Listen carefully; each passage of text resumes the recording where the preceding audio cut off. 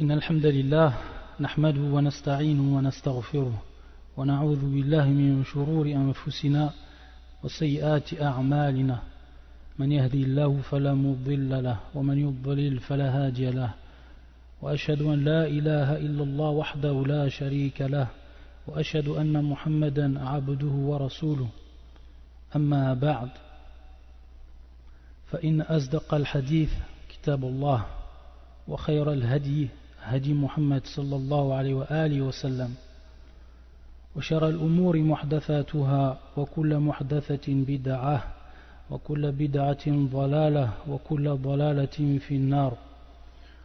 إخواتي الكرام, assalamu alaikum wa rahmatullahi wa barakatuh.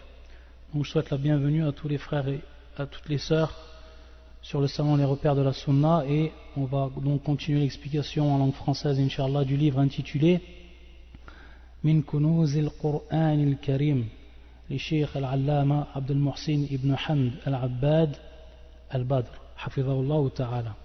Donc on va continuer notre parcours dans la sourate al-Baqarah, sourate al-Baqarah, c'est-à-dire sourate la vache. Donc on avait déjà expliqué sourate al-Fatiha, donc la sourate qui vient directement après par rapport à l'ordre du Mus'haf, c'est bien sûr al-Baqarah. Le cheikh avait commencé à expliquer le premier verset et aussi le deuxième verset et quelques versets suivants, et maintenant donc il va passer au verset numéro 16. Donc comme on a dit, le cheikh il prend des passages de chaque sourate, il prend des passages de chaque sourate. Donc un passage, bien sûr, il peut avoir un seul verset ou il peut avoir plusieurs versets. Et donc là, le prochain passage et le passage qu'on étudie maintenant, c'est en fait le verset numéro 16, le verset numéro 16 de sourate la vache. يقول الله عز وجل أولئك الذين اشتروا الضلالة بالهدى فما ربحت تجارتهم وما كانوا مهتدين. Sont eux qui ont troqué le droit chemin contre l'égarement, et bien leur négoce n'a point profité et ils ne sont pas sur la bonne voie. Et bien leur négoce n'a point profité et ils ne sont pas sur la bonne voie. Je redis le verset en arabe. أولئك الذين اشتروا الضلالة بالهدى فما ربحت تجارتهم وما كانوا مهتدين. En fait ici le terme, un des termes qui est employé, ou il y a plusieurs termes qui sont employés dans ce verset, c'est ad-dalalatu. Ad-dalalatu. Wa ad-dalalatu, on dit donc ad-dalal ou ad-dalalatu, c'est bien sûr l'égarement, c'est l'égarement. Un autre terme qui est employé dans ce verset, al-huda. Al-huda, et al-huda c'est bien sûr la guidance, c'est ce qu'on traduit en fait par la guidance ou le droit chemin. De façon générale on traduit ça par la guidance, al-huda. Un autre terme aussi qui est employé dans ce verset, at-tijara. At-tijara, yani tijaratuhum, at-tijara. Ou at-tijara c'est quoi? C'est en fait le commerce. At-tijara c'est le commerce. Voilà pour les trois mots qui sont utilisés. Ad-dalala, al-huda والتجارة. يقول الشيخ في هذه الآية إخبار عن المنافقين بأنهم رغبوا في الضلالة ورضوها لأنفسهم وتركوا الهدى وأعرضوا عنه فخسروا هذا الذي رغبوا فيه وما ربحت تجارتهم فيه ولا يظفروا بالهدى الذي تركوه ولهذا قال فما ربحت تجارتهم وما كانوا مهتدين. Donc le cheikh nous explique ici que ce verset il est descendu sur qui? Sur les al-munafiqin, c'est-à-dire les hypocrites. Ce verset il est descendu sur les hypocrites. Et en fait, à travers ce verset, Allah Azza wa Jal nous dit que ces gens-là, ils ont fait en fait un troc, que ces gens-là, en fait, ils ont fait un commerce, qu'ils ont fait un commerce. Et que ce commerce-là, ça s'est traduit en fait bil, ce qu'on appelle al-mubadala, c'est-à-dire par l'échange, c'est un échange. Et donc vous savez que at-tijara ou al-bay' du temps des Arabes, c'était bien sûr soit en payant avec cash, c'est-à-dire en payant avec de l'argent contre en fait quelque chose, ou sinon c'était faire de l'échange. C'était faire donc de l'échange. Donc on voit en fait que le terme tijara ou al-bay', c'est-à-dire le commerce, ça inclut en fait ces deux choses. Ça inclut ces deux choses, que ce soit en fait de l'argent ou que ce soit avec ou l'échange de deux choses. Donc ici on voit qu'il y a un échange. C'est quoi cet échange? C'est l'égarement contre quoi? La guidance, contre la bonne voie. L'égarement contre la bonne voie. Allah al-Musta'an.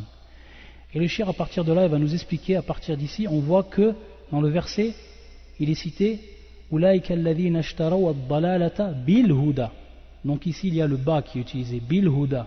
Le cheikh va nous expliquer à partir de là que ce al-ba qui est utilisé ici, bil huda, c'est en fait يقول والباء داخلة على شيء المتروك على الشيء المتروك وهكذا كل شيء يشترى فإن الباء في تدخل على المتروك وهو الثمن ومن ذلك ما جاء في آية أخرى عن بعض الكفار مثل قوله تعالى أولئك الذين اشتروا الحياة الدنيا بالآخرة فلا تخفف عنهم العذاب ولا هم ينصرون. Ça c'est في سورة البقرة et c'est le verset 86. Donc le shir nous explique en fait que le ba ici, donc ça encore il revient souvent, le shir va revenir souvent à des règles qui sont en relation avec la langue arabe. Il nous dit en fait que le ba, bil huda, ici c'est un ba donc qui est utilisé, le ba, il va rentrer en fait sur la chose qu'on y rentre, où il est annexé à la chose qui est quoi? Qui est délaissée. La chose qui va être délaissée. Donc ici dans le verset, qu'est-ce qui est délaissé? C'est la guidance. Elle est délaissée par quoi bien sûr? Par ad-dalala, c'est-à-dire elle est délaissée pour l'égarement, ou elle est délaissée pour l'égarement. Donc en fait c'est un tijara, c'est un troc qu'il y a ici. Il y a un troc, un échange qui est fait. C'est pour ça qu'Allah Azza wa Jal, il emploie le terme tijaratum. Il dit en fait que c'est un commerce qu'ils ont fait. C'est un commerce qu'ils ont fait. Et c'est pour ça que dans un hadith, le prophète sallallahu alayhi wa sallam, il va utiliser aussi ce même procédé linguistique. يقول في الحديث كل ناس يغدو فبائع نفسه فمعتقها أو موبقها أو موبقها. Le prophète sallallahu alayhi wa sallam, il nous dit dans ce hadith authentique que tous les gens en fait partent de bonne heure le matin, ils partent dès le matin. Et qu'à ce moment-là, durant la journée, فبائع, c'est-à-dire qu'ils vont vendre. Qu'est-ce qu'ils vont vendre? Ils vont vendre leur âme. Ils vont vendre en fait leur âme. C'est pour ça que le prophète sallallahu alayhi wa sallam a utilisé le terme faba'irun, qui vient bien sûr du terme al-bay', faba'i' wa ism al-fa'il, c'est-à-dire celui qui vend, celui qui commerce. Donc ça vient du terme al-bay', qui est le commerce. Faba'i'un nafsahu famu'tiquha aw mubiquha. C'est-à-dire famu'tiquha, c'est-à-dire que il va soit la sauver, donc il va échanger son âme contre quoi bien sûr? Contre la guidance, et pour atteindre en fait et pour gagner le paradis, ou sinon il va la faire tomber bien sûr dans les abîmes des ténèbres, et donc il va vendre son âme. Pourquoi? Pour l'égarement.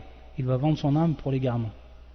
Donc en fait c'est aussi une métaphore que le prophète sallallahu alayhi wa sallam a utilisée dans ce hadith, et on voit que le terme qui est utilisé faba'irun, et ici le terme qu'il a utilisé Allah subhanahu wa ta'ala tijaratuhum, et c'est donc le commerce, et c'est donc il y a ici en fait achat, et il y a aussi mubadala, c'est-à-dire il y a l'échange d'une chose par une chose. Allah al-Musta'an.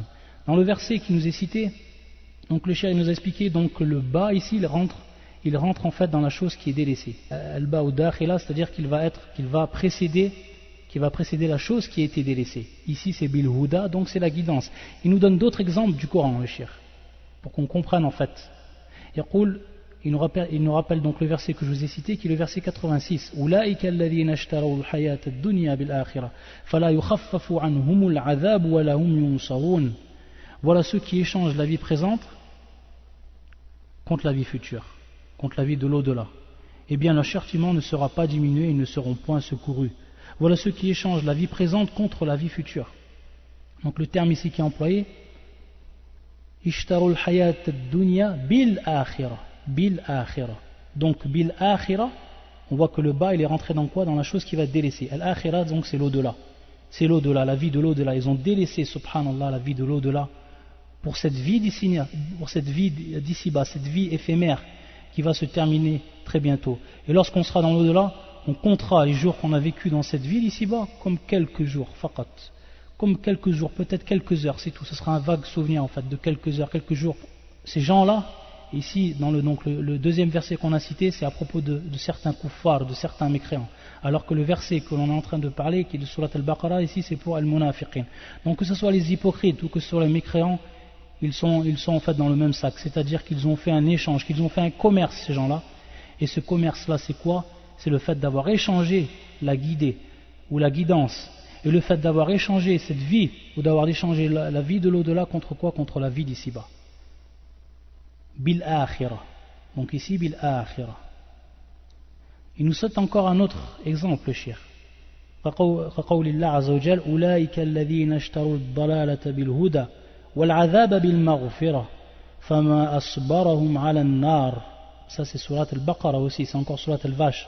La vache c'est le verset 175, le verset 175. أولئك الذين اشتروا الضلالة بالهدى. Al-ishtira ici, c'est bien sûr le fait d'acheter. اشتروا الضلالة بالهدى, où ils ont acheté الضلالة, c'est-à-dire qu'ils ont échangé cette guidance contre quoi, contre l'égarement. Allah al-Musta'an. Et une parole qui en fait nous fait comprendre que ce qu'ils ont fait, ces gens-là, c'est un commerce, que ce qu'ils ont fait, c'est un commerce, mais que ce commerce-là, c'est un commerce bi khasara, c'est-à-dire qu'ils sont perdants dans ce commerce. C'est un commerce à perte. Wal-'adhab bil-maghfira, wal-'adhab bil-maghfira, c'est-à-dire le châtiment contre quoi? Contre le pardon. Allah al-Musta'an. Ils ont échangé le châtiment contre le pardon d'Allah Azza wa Jal, subhanahu wa ta'ala. Donc là aussi on voit al-'adhab bil-maghfira. Le bas il rentre dans, où il précède quoi? Al-maghfira. Donc la chose, al-shay wal-matrouk, la chose qui est délaissée. La chose qui est délaissée. Al-'adhab bil-maghfira. Donc le châtiment contre le pardon d'Allah subhanahu wa ta'ala. Fama asbarahum ala an-nar. Qu'est-ce qui leur fera supporter donc le feu après cela? Allah al-Musta'an. Il nous donne encore un dernier exemple, le shir, rahimullah, pour expliquer toujours que al-ba rentre en fait sur la chose qui va être délaissée, et que cette chose qui est délaissée va être bien sûr moindre que pour laquelle on a en fait délaissé cette chose-là. يقول الله عز وجل وإذ قلتم يا موسى لن نصبر على طعام واحد فادع لنا ربك يخرج لنا مما تنبت الأرض من بقلها وقثائها وفومها وعدسها وبصلها قال أتستبدلون الذي هو أدنى بالذي هو خير قال أتستبدلون الذي هو أدنى بالذي هو خير. Donc encore ici, il y a un échange qui est fait. Mais sur ce verset, c'est le verset qui est descendu sur Bani Israël. Sur Bani Israël. Et vous savez bien sûr ce qui s'est passé avec Moussa. Et à partir de là, Moussa donc, il leur a dit قال أتستبدلون الذي هو أدنى بالذي هو خير. Donc le sens du verset, et rappelez-vous quand vous dites, c'est-à-dire Bani Israël, quand vous dites ô Moïse, nous ne pouvons plus tolérer une seule nourriture, prie donc ton Seigneur pour qu'il nous fasse sortir de la terre ce qu'elle fait pousser, de ses légumes, ses concombres, son ail ou blé, c'est-à-dire qu'on peut traduire le terme par ail aussi par blé, ses lentilles et ses oignons. Il vous répondit, voulez-vous échanger, c'est-à-dire Allah Azza wa Jal, voulez-vous échanger le meilleur pour le moins bon? Donc ici on voit que le bas il est rentré dans quoi? Billadhi wa khayr. Donc c'est la chose ash-shay'ul matrouk, billadhi wa khayr, ce qui est meilleur. Et vous avez délaissé ce qui est meilleur, pourquoi? Pour ce qui est moindre. Donc encore ici la règle elle est appliquée. La règle elle est appliquée que al-ba'u dakhiratun ala ash-shay'il matrouk. Wa hakadha kama qala ash-shaykh kullu shay'in yushtara. Inam. Donc ça c'est surat al-Baqarah aussi, c'est le verset 61. يقول الشيخ فإن الباء داخلة على المتروك, une fois de plus, والمن والسلوى. Donc al-man, donc c'est ce qui est cité aussi dans les versets d'avant. Ils disent, la plupart des savants, ou plutôt ceux en fait qui ont rassemblé toutes les paroles de ceux qui ont fait l'exégèse du Coran, يقول كما قال ابن كثير كل ما امتنى الله عليه من طعام والشراب. Ça c'est al-man, al-man. C'est en fait tout ce qu'Allah Azza wa Jal leur a donné comme en faveur pour ce qui est de la nourriture et de la boisson. Donc en fait, vous savez que par rapport à al-man, il y a eu plusieurs explications, plusieurs interprétations par rapport à ce terme. Et Ibn Kathir les a en fait rassemblés et il nous dit en fait cette parole qu'on vient de citer. Salwa. Salwa c'est en fait une sorte d'oiseau qui est en fait voisin de la perdrix. Certains traduisent par le terme la caille. Ala kulli hal, c'est ce qu'Allah Azza wa Jal leur avait fait don. C'est ce qu'Allah Azza wa Jal leur avait fait don à Bani Israël, et eux en fait ils ont voulu des choses encore, ils ont voulu des choses qui leur paraissaient meilleures. Alors à ce moment-là, Moïse leur a dit Atastabdiluna alladhi wa adna billadhi wa khayr. Taïb. Le chien ensuite il va passer à un autre passage du Coran.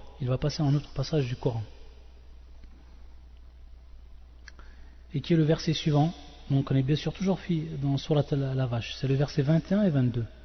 يا أيها الناس اعبدوا ربكم الذي خلقكم والذين من قبلكم لعلكم تتقون الذي جعل لكم الأرض فراشا والسماء بناء وأنزل من السماء ماء فأخرج به من الثمرات رزقا لكم فلا تجعلوا لله أندادا وأنتم تعلمون.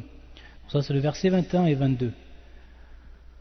Versets 21 et 22. Naam. Donc le sens, la traduction de ce verset est la suivante. C'est lui qui vous a fait, ô homme, adorez votre Seigneur, qui vous a créé, vous et ceux qui vous ont précédés. Ainsi atteindriez-vous à la piété. C'est lui qui vous a fait la terre pour lit et le ciel pour toi, qui précipite la pluie du ciel et par elle fait surgir toutes sortes de fruits pour vous nourrir. Ne lui cherchez donc pas des égaux alors que vous savez tout cela. Ici en fait, Allah Azza wa Jal subhanahu wa ta'ala va employer un procédé qui va revenir beaucoup dans le Coran. C'est ce qui va en fait mettre en évidence le shir. Il va mettre en fait en évidence cela. C'est qu'Allah Azza wa Jal, dans le Coran, il montre aux kuffar, il montre aux mushrikoun, il montre en fait aux mécréants, il montre aux polythéistes et tous ceux qui ne croient pas en lui, il leur montre, ou ceux qui croient en lui et lui associent, il leur montre en fait que si vous acceptez et vous reconnaissez Tawhid al-Rububiyyah, c'est-à-dire que vous reconnaissez l'unicité d'Allah Azza wa Jal dans sa souveraineté. Et ça c'était le cas de qui? De Quraysh. C'était le cas de Quraysh. Le prophète sallallahu alayhi wa sallam les a combattus. Pourquoi? Est-ce qu'il les a combattus parce qu'ils n'attestaient pas l'unicité d'Allah Azza wa Jal dans la souveraineté? Non, parce qu'il l'a testé.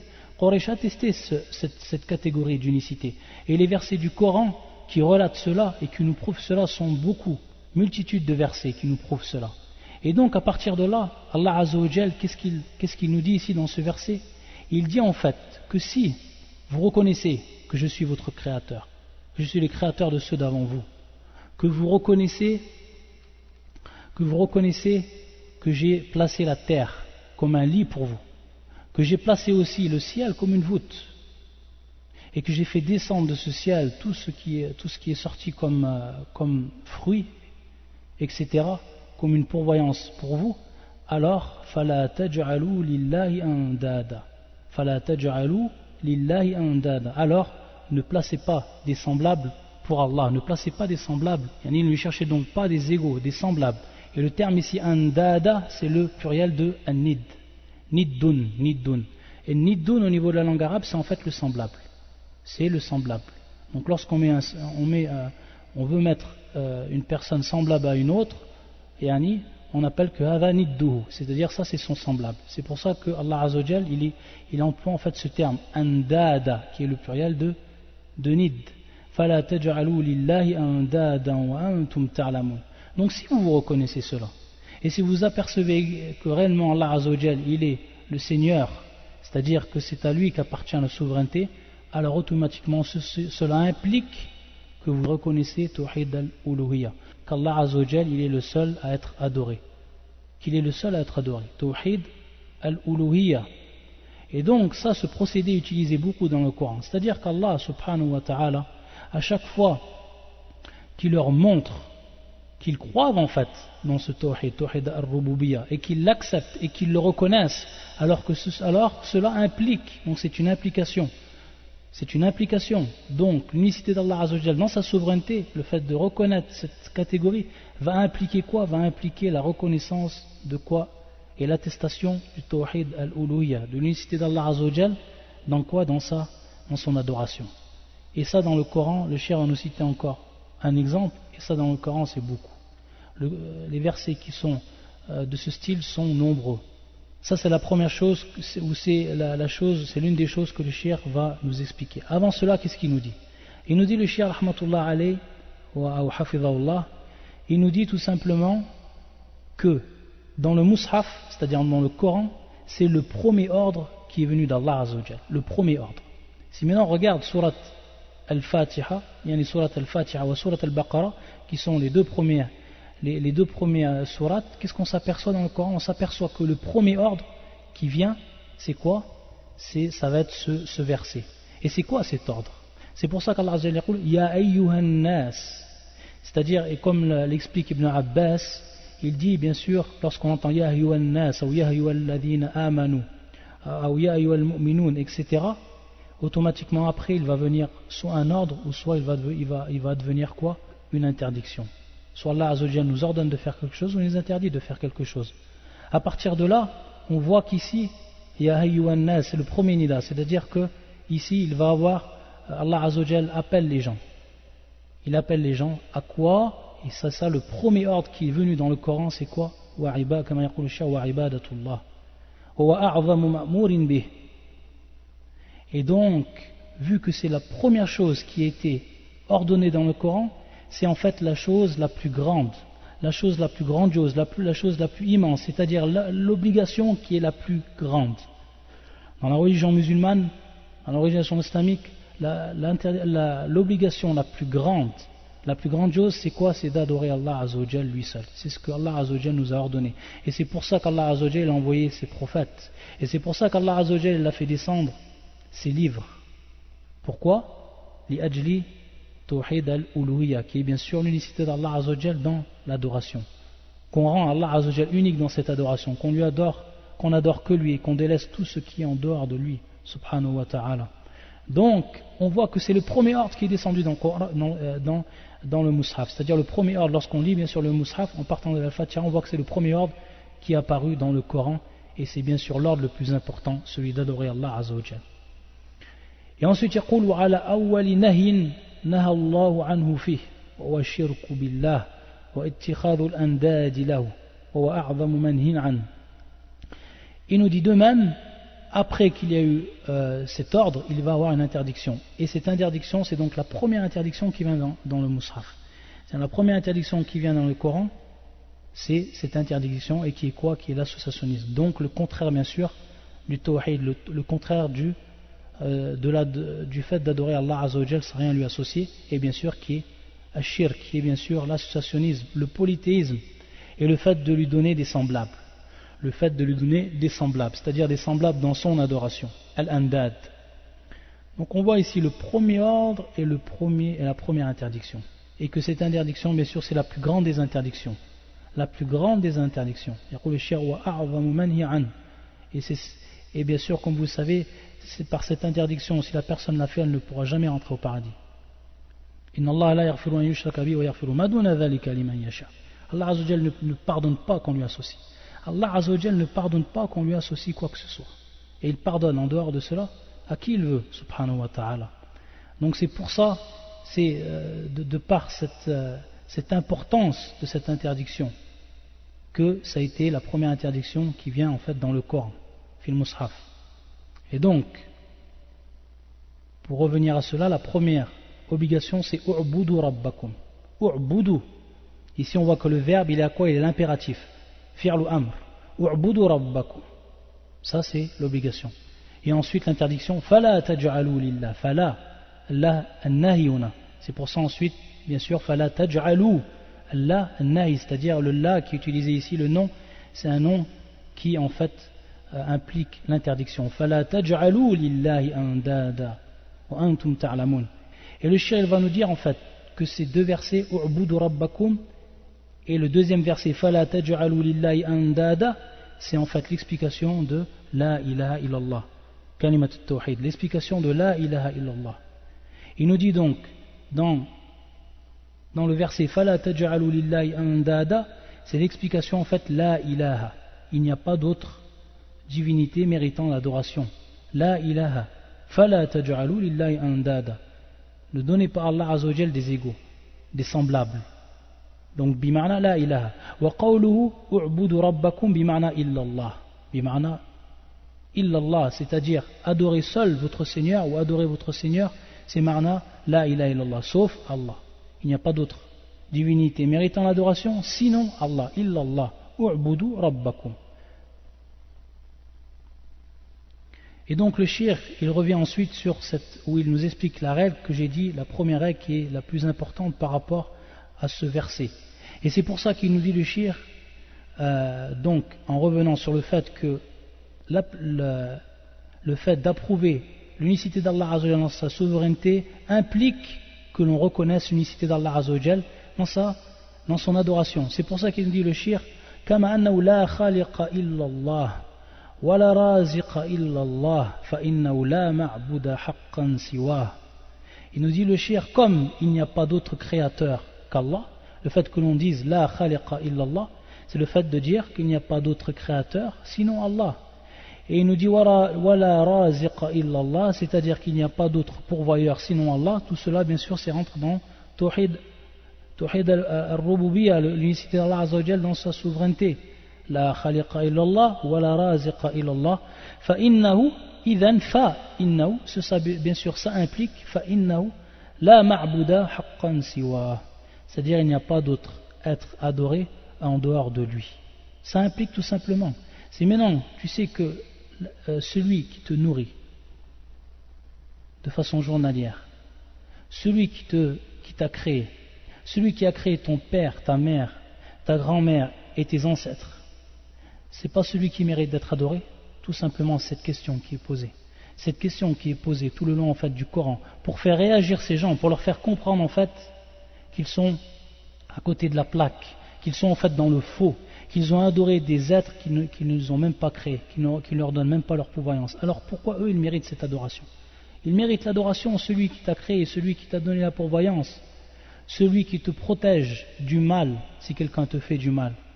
C'est celui qu'il faut que tu adores, tout simplement. Et non. C'est pour ça qu'il يقول الشيخ ولهذا يأتي كثيرا في القرآن تقرير التوحيد الذي أقروا به لإلزامهم بالتوحيد الذي جحدوه. Et ensuite il va nous citer un autre verset encore, le Cheikh rahimahullah. Allah Azza wa Jal, donc c'est un long verset, ou plusieurs versets bien sûr, et qui vont encore nous prouver la règle qu'on a citée, et qui va encore nous démontrer en fait le procédé qu'Allah Azza wa Jal utilise pour en fait argumenter contre les gens qui lui ont associé, contre les gens qui lui ont associé, alors qu'ils ont reconnu en fait l'unicité d'Allah Azza wa Jal dans sa souveraineté, qu'ils ont reconnu qu'il est le Seigneur en toute vérité. يقول الله عز وجل أمن خلق السماوات والأرض وأنزل لكم من السماء ماء فأنبتنا به حدائق ذات بهجة ما كان لكم أن تنبتوا شجرها أإله مع الله بل هم قوم يعدلون أمن جعل الأرض قرارا وجعل خلالها أنهارا وجعل لها رواسي وجعل بين البحرين حاجزا أإله مع الله بل أكثرهم لا يعلمون أمن يجيب المضطر إذا دعاه ويكشف السوء ويجعلكم خلفاء الأرض أإله مع الله قليلا ما تذكرون أمن يهديكم في ظلمات البر والبحر ومن يرسل الرياح بشرا بين يدي رحمته أإله مع الله تعالى الله عما يشركون أمن يبدأ الخلق ثم يعيده ومن يرزقكم من السماء والأرض أإله مع الله قل هاتوا برهانكم إن كنتم صادقين. Donc ici, dans ce verset, ou dans ces versets, Allah Azza wa Jal va tout simplement faire apparaître la générosité, cette générosité qu'il leur a donnée, c'est-à-dire tout le bien qu'il les a donné à travers sa générosité et à travers les bienfaits qu'il leur a donnés. Il dit Allah Azza wa Jal, dans le sens donc du verset, n'est-ce pas celui qui a créé les cieux et la terre et qui vous a fait descendre du ciel et qui vous a fait descendre du ciel une eau avec laquelle nous avons fait pousser des jardins pleins de beauté? Subhanallah. Vous n'étiez nullement capable de faire pousser leur arbre, y a-t-il donc une divinité avec Allah? Vous n'étiez nullement capable de faire pousser leur arbre, alors qu'Allah Azza wa Jal, lui, il a fait descendre avec l'eau qu'il a fait descendre du ciel, alors qu'il a créé le ciel et la terre. Regardez en fait, Tassal Soulan, il a créé les cieux et la terre, à partir de là il a fait descendre du ciel une eau, et à partir de cette eau il a fait pousser des jardins pleins de beauté, comme on peut admirer à travers le monde. Alors que vous les créatures, vous n'étiez nullement capable de faire pousser leur arbre, simplement leur arbre. Alors à partir de là, ça c'est la souveraineté d'Allah, ça c'est Ar-Rububiyya. À partir de là, qu'est-ce qu'il dit Allah subhanahu wa ta'ala? Na'am, A'ilahum ma'allah, A'ilahum ma'allah. C'est-à-dire, y a-t-il donc une divinité avec Allah subhanahu wa ta'ala, lui qui a fait tout cela pour vous, dans votre intérêt, imanafi'ikum, est-ce que vous maintenant vous allez lui donner des associés? Est-ce que ça c'est logique? Est-ce que ça c'est compréhensible? Bal hum qawmun ya'dilun. Bal hum qawmun ya'dilun. Non, mais ce sont des gens qui lui donnent des égaux. N'est-ce pas lui qui a établi la terre comme lieu de séjour? La terre, cette terre qu'il a aplanie, qu'il l'a placée pour qu'on puisse en fait se reposer, placer des rivières à travers elle, lui a assigné des montagnes fermes et établi une séparation entre les deux mers. Une séparation entre les deux mers. Bien sûr, les deux mers, c'est les deux masses d'eau qui sont l'une des sources, l'une douce et l'autre salée. Ça aussi, c'est encore un signe que nous donne Allah subhanahu wa ta'ala. Y a-t-il donc une divinité avec Allah à partir de là? Alors que c'est Allah Azzawajal qui a fait cela. Y a-t-il donc une divinité avec Allah? Non, mais la plupart d'entre eux ne savent pas. La plupart d'entre eux ne savent pas. Bal aktharum la ya'lamun. Ensuite, n'est-ce pas celui qui répond à l'angoissé quand il l'invoque? À l'angoissé lorsqu'il invoque. Al-Muttar, celui qui est angoissé ou celui qui en fait dont un mal l'a atteint ou qui est en fait dans une impasse. Alors, à ce moment, au moment où il l'invoque, c'est pas lui, Allah Azzawajal, qui va répondre, qui va répondre à son invocation et qui enlève ce mal, qui enlève le mal dont il a été touché et qui vous a fait succéder sur la terre génération après génération. Subhanallah. C'est Allah qui nous a fait succéder génération après génération. Y a-t-il donc une divinité avec Allah? Donc à partir de là, est-ce qu'il y a une divinité avec Allah subhanahu wa ta'ala que vous associez? C'est rare que vous vous rappeliez. Ensuite, n'est-ce pas celui qui vous guide dans les ténèbres de la terre et de la mer alors qu'on était égarés? Si Allah Azzawajal ne nous avait pas guidés, nous serions égarés. Comme il nous a guidés sur cette guidance, comme il nous a guidés sur ce droit chemin qui est en fait la religion de l'islam. N'est-ce pas celui qui vous a guidé dans les ténèbres de la terre et de la mer et qui envoie les vents comme une bonne annonce, c'est-à-dire lorsque le vent il arrive, c'est la pluie qui va venir et à partir de là l'eau va descendre et à partir de là les légumes, l'herbe, etc. vont pousser. Donc comme une bonne annonce précédant sa grâce, la grâce d'Allah subhanahu wa ta'ala, à partir de là, y a-t-il donc pas une divinité avec Allah? Allah est très élevé au-dessus de ce qui lui associe. Allah est très élevé au-dessus de ce qui lui associe. Allah Azzawajal subhanahu wa ta'ala, il est bien au-dessus. Ta'ala Allahu amma yushrikun, avec tout ce qu'il nous a dit. Et Allah Azzawajal, il continue son argumentation. Fayaqul, n'est-ce pas celui qui commence la création, celui qui a commencé la création, qui a créé toutes choses? N'est-ce pas celui qui commence la création puis la refait, yani yu'idu, et qui vous nourrit du ciel et de la terre? Ça aussi, Ar-Razzaq, Allah Azzawajal, c'est celui qui pourvoit. À partir de là, y a-t-il donc une divinité avec Allah? Dit, apportez vos preuves si vous êtes véridiques. Après cela, après tout ce qu'on a argumenté, tout ce qu'on vous a prouvé, et qu'on vous a prouvé qu'Allah Azzawajal était bel et bien le souverain, donc que cela impliquait qu'il fallait lui vouer un culte exclusif et ne pas lui associer quoi que ce soit, Allah Azzawajal nous dit apportez vos preuves, les preuves que ceux que vous adorez en dehors de lui sont réellement ou méritent réellement l'adoration. Est-ce que ces gens-là que vous adorez, est-ce que ces statues que vous adorez, etc., sont capables de faire tout ce qu'Allah Azzawajal a fait? Impossible, c'est impossible. Alors à partir de là, Allah Azzawajal, il les met devant le fait accompli. Apportez vos preuves si vous êtes véridiques. Subhanahu wa ta'ala. La ilaha illallah. Ensuite, le Shia, rahimahullah ta'ala, il termine en fait en rappelant un hadith du prophète sallallahu alayhi wa sallam, et qui nous rappelle en fait que l'associationnisme, que le polythéisme est l'un des plus grands péchés. يقول لما سأل عبد الله بن مسعود رضي الله عنه رسول الله صلى الله عليه وسلم قائلا أي ذنب أعظم عند الله أي ذنب أعظم عند الله أجابه صلى الله عليه وسلم بقوله أن تجعل لله ندا وهو خلقك أخرجه البخاري ومسلم. Ce hadith qui est clair et net et qui est rapporté par les mêmes Bukhari et Muslim, lorsque Ibn Mas'ud a demandé radiyallahu ta'ala anhu, qu'Allah l'agrée, il a demandé au prophète sallallahu alayhi wa sallam, lorsqu'il lui a dit quel est en fait le péché le plus grand auprès d'Allah Azzawajal, celui qui est le plus énorme, celui qui pèse le plus auprès d'Allah Azzawajal, ajabahu sallallahu alayhi wa sallam, il lui a répondu que tu mettes ou que tu places pour Allah Azzawajal un égal. Donc on voit ici le terme niddan, qui est bien sûr son pluriel qui est andada, comme c'est utilisé dans le verset qu'on a étudié, wa huwa khalaqak, c'est-à-dire que tu mettes ou que tu places pour Allah Azzawajal un associé, que tu places un égal, que tu vas adorer comme tu devrais adorer Allah Azza wa Jal uniquement, alors que lui, il t'a créé. Donc on voit ici aussi, dans cette parole du prophète sallallahu alayhi wa sallam, c'est-à-dire c'est lui qui t'a créé. Donc ça c'est Tawhid al-Rububiyyah. Et donc cela en fait ça implique automatiquement que tu dois en fait l'adorer. Ensuite le Shia rahimahullah il passe à un autre passage du Surat al-Baqarah, c'est le verset 23. فيقول الشيخ رحمه الله أو حفظه الله قوله وإن كنتم في ريب مما نزلنا على عبدنا فأتوا بسورة من مثله وادعوا شهداءكم من دون الله إن كنتم صادقين. Ça c'est le verset 23. Le verset 23. وإن كنتم في ريب مما نزلنا على عبدنا فأتوا بسورة من مثله وادعوا شهداءكم من دون الله إن كنتم صادقين.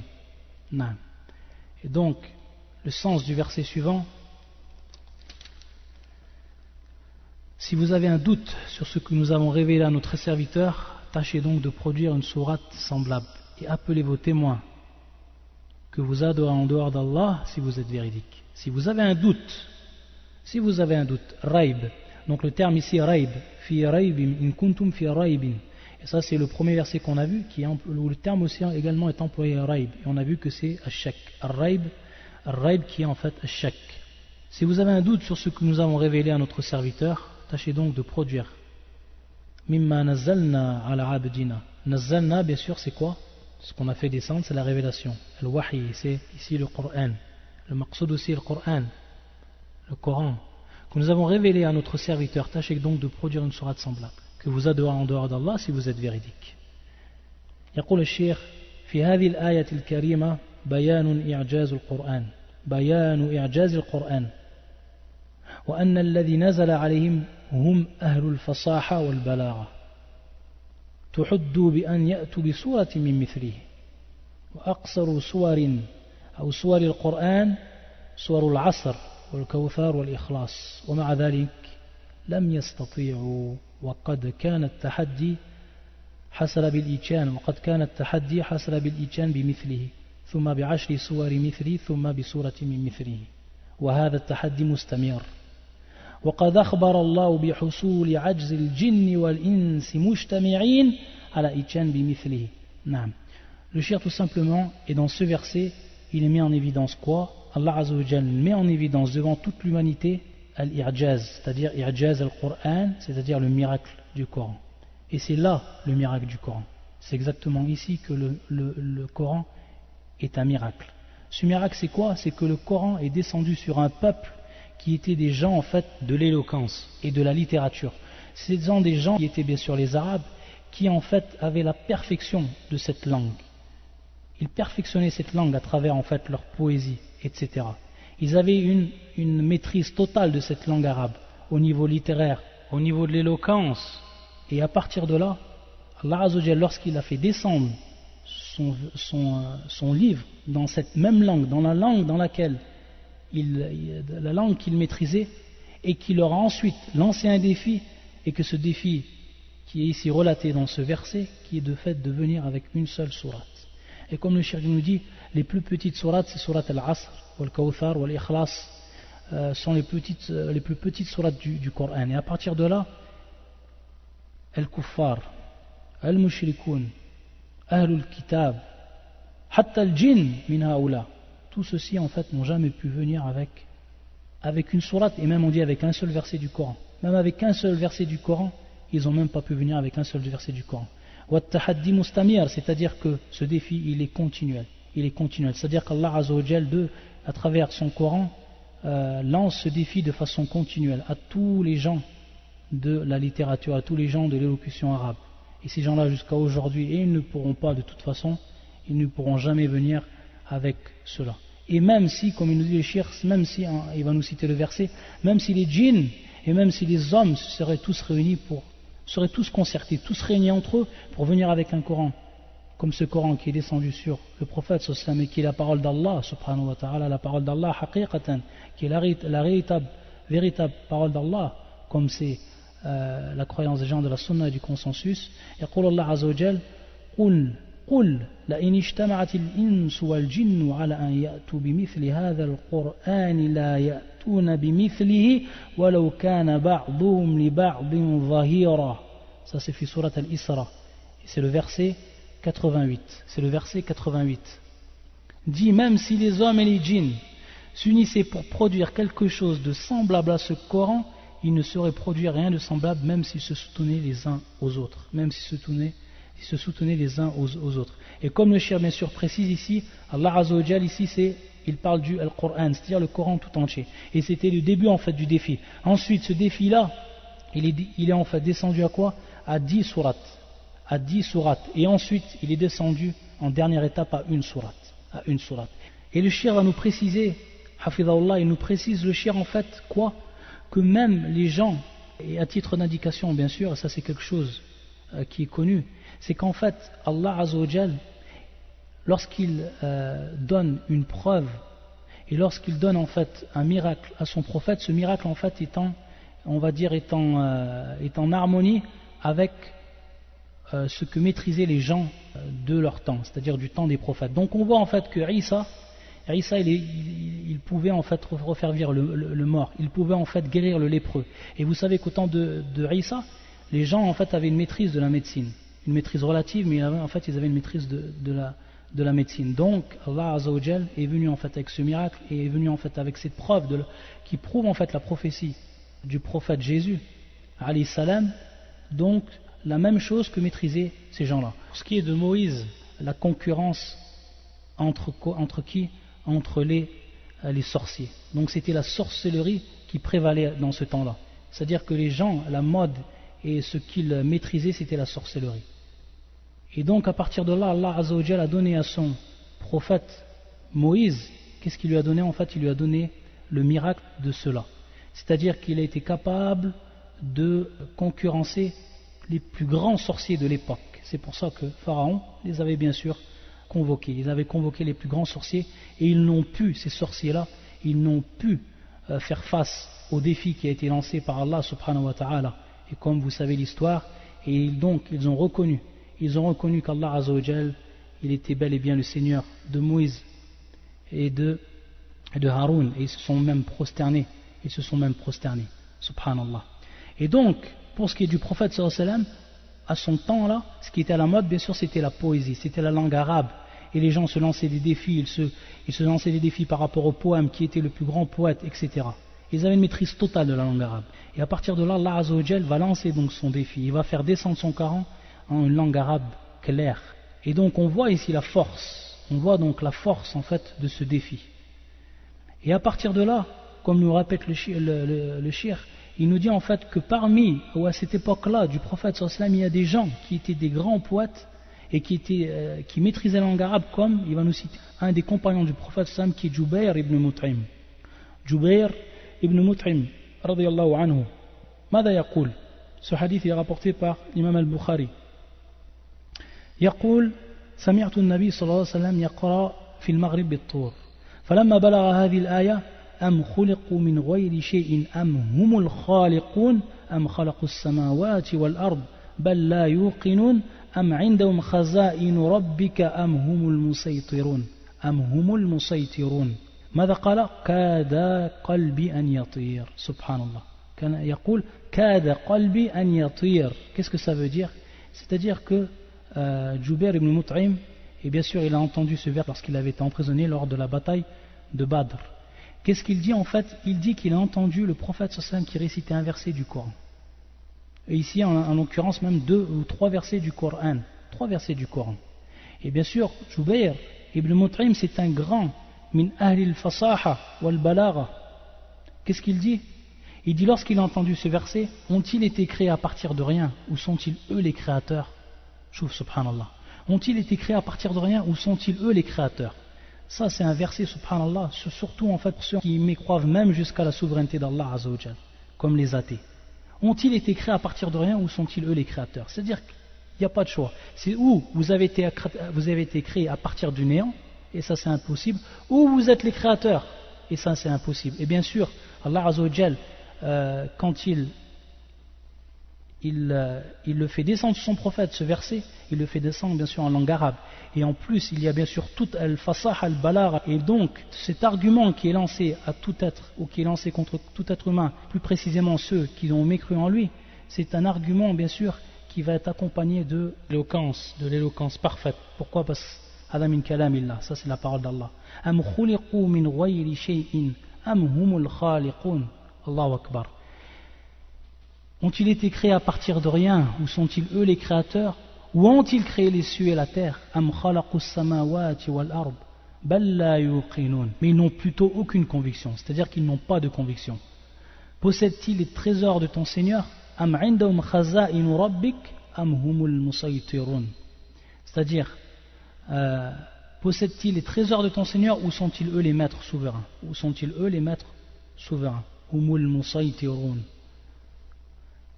Au moment où il a entendu ce verset, qu'est-ce qu'il dit? Jubair ibn Mut'im, une expression en fait qui prouve que ce verset est rentré dans son cœur directement. Mon cœur a failli s'envoler. Il a dit que son cœur a failli s'envoler au moment où il a entendu ce verset-là. C'est-à-dire tellement il a été impressionné et que son cœur il a failli s'envoler. Subhanallah. Et c'est pour ça aussi qu'il nous rappelle, Jubair, dans un des hadiths aussi, il nous a dit c'est-à-dire c'est la première fois que la foi est rentrée dans mon cœur. Donc ça en fait c'est une preuve claire et nette. Shahada, c'est un témoignage d'un des grands compagnons. Le Cheikh rahimahullah, il va nous expliquer, j'ai toujours l'habitude de dire rahimahullah, on peut dire en fait rahimahullah par une personne même si elle est vivante. Même si elle est vivante, on peut dire en fait rahimahullah, mais là, en principe on dit hafizahullah, pour bien en fait faire la distinction entre la personne qui est morte et la personne qui est encore vivante. Et moi j'ai toujours l'habitude de faire des livres de personnes qui sont mortes, c'est pour ça que j'ai cette habitude. C'est-à-dire que le Cheikh maintenant il va parler en fait d'une personne qui est un mu'tazili et qui vient en fait explique ce défi-là. Il fait une réfutation, c'est-à-dire qu'il va réfuter la parole que dit cette personne qui est un mu'tazili. Donc vous connaissez la secte des al-mu'tazila. Qu'est-ce qu'il dit le Cheikh? Yaqul min qawl bis-sarfa. Et qu'est-ce qu'il veut dire par ce terme? Sarfa, c'est un terme bien sûr technique. As-sarfa, il veut dire tout simplement que en fait les Arabes ils étaient capables de venir ou d'apporter quelque chose qui est semblable au Coran. C'est ce qu'il dit lui. Mais il dit lorsque au moment où Allah Azza wa Jalla a fait descendre en fait à travers certains versets, il a fait descendre ce défi, il a lancé ce défi aux Arabes, alors il a dit à ce moment-là ils n'ont pas pu venir un Coran. C'est-à-dire qu'Allah Azza wa Jalla les a empêchés qu'ils viennent avec le Coran. Ajazou, c'est ce qu'il veut dire en fait. Et il nous dit le Cheikh que hada batil, ça c'est complètement faux de dire cette parole-là. Le fait de dire que les Arabes avaient la capacité de venir avec quelque chose qui est semblable au Coran, mais qu'au moment où le défi est descendu, ils n'ont pas pu, c'est-à-dire qu'Allah les a empêchés de faire cela, et qu'ils n'ont pas pu en fait, ils n'ont pas pu écrire un Coran comme le Coran qui est entre nos mains. Il dit le Cheikh que cette parole-là, qui est bien sûr la parole d'un innovateur, Mu'tazili, il nous dit en fait que c'est faux, c'est totalement faux. S'ils n'auraient pas pu, taïb, si on accepte cette parole-là, ou si en fait les Arabes n'auraient pas pu en fait venir avec, ou ils n'auraient pas pu écrire en fait ce Coran, qu'est-ce qu'ils auraient pu faire? Ils auraient pu tout simplement venir avec des choses qu'ils avaient déjà écrites dans le fil Jahiliya, c'est-à-dire avant la descente du Coran. Ils auraient pu venir. S'il y a des choses qu'ils avaient dawanou, c'est-à-dire des choses qu'ils avaient écrites, ils auraient pu venir avec cela. Et avec les paroles avec lesquelles il se faisait concurrence dans les aswaq, dans les marchés, comme vous savez, au niveau de la poésie, c'est-à-dire qu'ils faisaient des concours de poésie devant les gens dans leur marché, ils auraient pu venir avec cette parole-là, mais à ce moment-là, on voit en fait que même s'ils seraient venus avec cette parole-là, elle n'avait rien à voir avec la parole du Coran. Elle n'avait rien à voir avec la parole du Coran, elle ne pouvait en fait aller à l'encontre de la parole du Coran, elle ne pouvait être équivalent à cette parole-là. Donc le shir, il fait en fait une réfutation par rapport à cela, c'est-à-dire qu'ils auraient pu revenir à ce qu'ils avaient déjà écrit. Ils avaient déjà écrit ce qu'ils avaient déjà fait, et malgré ça, ils n'ont pas pu, même ce qu'ils avaient déjà écrit, ce qu'ils avaient déjà dit, ce qu'ils avaient déjà fait, ils n'avaient aucune valeur face au Coran. Et il va même nous donner un exemple, le shir. Le shir, en fait, il va nous donner un exemple par rapport à cela. Il y a en fait une parole qui est connue chez les Arabes, avant bien sûr la venue du Coran, et cette parole-là, c'est la suivante, al-qatlu anfa lil-qatl. 3 mots. Al-qatlu anfa lil-qatl. Ça, c'est une parole en fait qui était connue et présente chez les Arabes dans la Jahiliya. Al-qatlu anfa lil-qatl. On peut le traduire par le meurtre, yani anfa, yani du verbe nafa, yanfi, le meurtre en fait élimine leur meurtre. On peut le traduire comme ça, le meurtre élimine le meurtre. يقول الشيخ وقد جاء في القرآن الكريم في هذا المعنى قول الله عز وجل ولكم في القصاص حياة ولكم في القصاص حياة. Surat al-Baqarah, ça c'est aussi dans Surat al-Baqarah qui est le verset 179. Le Coran, il est venu au niveau de al-Marna al-Am, c'est-à-dire au niveau de la signification générale, il est venu avec la même signification. Mais le shir maintenant il va nous mettre en évidence comment cette parole-là يقول ولا تسلم تلك الجملة من الخلل اللفظي والمعنوي. C'est-à-dire que le shir il nous dit en fait que cette parole qui était utilisée, al-qatlu anfal al-qatl, c'est une parole qui contient al-khalal, qui contient en fait des défauts, que ce soit au niveau de la signification et que ce soit au niveau en fait du littéral, au niveau de la signification, au niveau du littéral. Il dit فالخلل اللفظي في كونه مكونة من 3 كلمات وواحدة منها مكررة. Qu'est-ce qu'il dit en fait? Il dit le shir, dans un premier temps, le défaut qui se trouve au niveau littéral. Il dit que ce terme, ou que la phrase utilisée, elle comprend simplement 3 mots, et que dans ces 3 mots, il y a 2 mots qui sont répétés. Et ça en fait c'est un aïb. C'est un aïb au niveau de la langue arabe. La deuxième chose, c'est qu'ils disent al-qatlu anfal al-qatl, le meurtre élimine le meurtre. Il explique le shir en fait que ce n'est pas tous les meurtres qui sont la cause de l'élimination des autres meurtres. Les autres meurtres ne sont pas tous les meurtres. Bien au contraire, il y a des meurtres qui vont être la cause de la multiplication en fait du meurtre, du combat entre les gens. C'est-à-dire les gens à partir de là vont se combattre entre eux, et donc il va advenir encore plus de meurtres. Et donc ça c'est au niveau de la signification, c'est le défaut qu'il y a au niveau de la signification. Par contre dans le Coran, وَلَكُمْ فِي الْقِصَاصِ حَيَاتٌ وَلَكُمْ فِي الْقِصَاصِ حَيَاتٌ. Al-Qisas, vous savez que c'est en fait le talion, la loi du talion, Al-Qisas. Hayatun, bien sûr, c'est quoi? C'est la vie. Donc on voit ici, subhanallah, 2 opposés. Le meurtre, c'est-à-dire ici, bien sûr, ce n'est pas le meurtre qui est employé, le terme le meurtre, bien sûr, al-qatl, mais c'est le terme al-qisas, qui est bien sûr qui est encore plus vaste. Et comme vous savez, la loi du talion, nafs bin nafs, c'est-à-dire l'âme par l'âme.